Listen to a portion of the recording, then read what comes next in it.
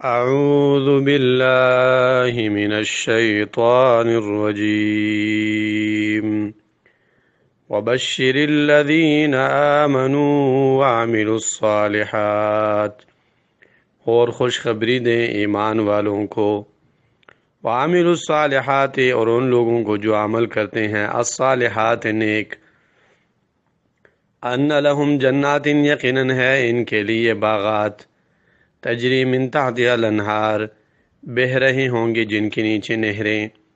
سورہ بقرہ آیت نمبر 25 ہے، اور اس آیت کا تعلق پچھلے آیات کے ساتھ یہ ہے۔ پچھلے آیات میں اللہ تعالیٰ نے قرآن کے منکرین، رسالت کے منکرین اور توحید فی العبادت کے منکرین کا آخری نتیجہ ذکر کیا تھا کہ ان کا آخری نتیجہ جو ہے وہ جہنم کی آگ ہے، وعدت للکافرین، جو تیار کی گئی ہے کافروں کے لیے۔ اب ان کے مقابلے میں اللہ تعالیٰ ان لوگوں کو خوشخبری اور بشارت دے رہے ہیں جو کہ اللہ کی عبادت کرتے ہیں، رسول اللہ صلی اللہ علیہ وسلم کو اللہ کا آخری رسول مانتے ہیں، اور قرآن کو اللہ تعالیٰ کی کتاب مانتے ہیں۔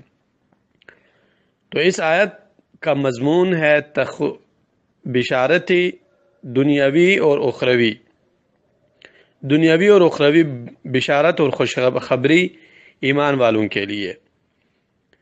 وبشر الذین آمنوا، اور بشارت دیں، بشارت با کی زیر سے عربی زبان میں اس اچھی خبر کو کہا جاتا ہے جسے سن کر خوشی انسان کے چہرے پر ظاہر ہو جائے۔ یہ بشارت پھر کبھی دنیاوی بھی ہو سکتی ہے جیسے ابراہیم علیہ السلام کو ملی تھی، اور کبھی یہ اخروی بھی ہو سکتی ہے جیسے اس آیت میں ہے ایمان والوں کے لیے۔ اللہ فرماتے ہیں وَبَشِّرِ الَّذِينَ آمَنُوا، اور بشارت دیں الذین، ان لوگوں کو آمنوا جو ایمان لائے ہیں۔ کس چیز پر ایمان لائے ہیں یہ اللہ نے ذکر نہیں کیا، کیونکہ اس میں اشارہ ہے کہ مراد اس سے وہ ساری ایمانیات ہے جن پر ایمان لانا ایک مسلمان کے لیے فرض اور واجب ہے، اور اس کے ارکان 6 ہے۔